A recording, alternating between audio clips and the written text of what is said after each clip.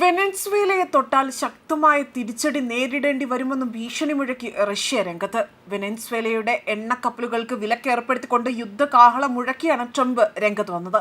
എന്നാൽ വെനസ്വേലയെ തൊടാൻ പോലും നിങ്ങൾക്ക് കഴിയില്ല എന്നും തൊട്ടാൽ വിവരം അറിയുമെന്ന് തന്നെയാണ് ഇപ്പോൾ പുടിൻ നൽകിയിരിക്കുന്ന വ്യക്തമായ ഒരു മുന്നറിയിപ്പ്.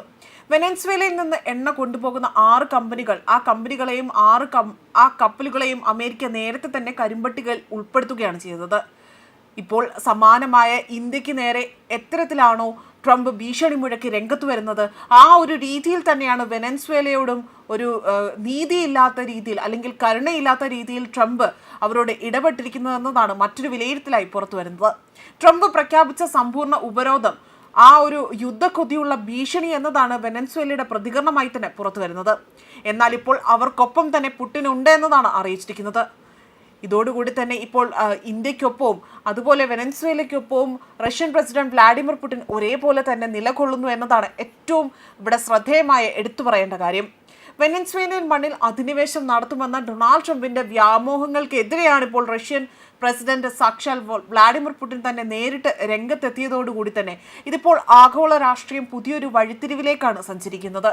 വെനസ്വേലയുടെ ടാങ്കർ അമേരിക്ക പിടിച്ചെടുത്തത്, അതിനു പിന്നാലെ അവിടെ പ്രസിഡന്റ് നിക്കോളാസ് ആകട്ടെ ഫോണിൽ വിളിച്ചുകൊണ്ട് ഐക്യദാർഢ്യം പ്രഖ്യാപിക്കുകയാണ് ചെയ്തത്. റഷ്യൻ കരുത്ത് വെനസ്വേലയ്ക്കൊപ്പം തന്നെ ഉണ്ടെന്ന് ലോകത്തോട് വിളിച്ചു പറയുക കൂടിയാണ് ഇതിലൂടെ തന്നെ ചെയ്തിരിക്കുന്നത്. പഴയ സോവിയറ്റ് യൂണിയന്റെ ആ വീര്യമുള്ള റഷ്യൻ സൈന്യം പിന്നിലുള്ളപ്പോൾ തന്നെ വെനസ്വേലയെ ഒന്ന് തൊടാൻ പോലും അമേരിക്കയ്ക്ക് കഴിയില്ല എന്ന് ഉറച്ച സന്ദേശം തന്നെയാണ് അദ്ദേഹം നൽകിയിരിക്കുന്നത്. സോഷ്യലിസ്റ്റ് ഭരണകൂടം നിലനിൽക്കുന്ന വെനസ്വേലയെ തകർക്കാൻ ഏതറ്റം വരെയും പോകുമെന്ന പ്രഖ്യാപനവുമായി വീണ്ടും അമേരിക്കൻ പ്രസിഡന്റ് ഡൊണാൾഡ് ട്രംപ് രംഗത്ത് വരികയാണ് ചെയ്തത്. വെനസ്വേലൻ മണ്ണിൽ അവിടെ സൈനിക ആക്രമണം നടത്താൻ അമേരിക്കൻ കോൺഗ്രസിന്റെ അനുമതി ആവശ്യമില്ല എന്ന് ഡിസംബർ 18-ന് ഓവർ ഓഫീസിൽ വെച്ചുകൊണ്ട് തന്നെ ആവർത്തിച്ചു പറയുകയാണ് ചെയ്തിരിക്കുന്നത്.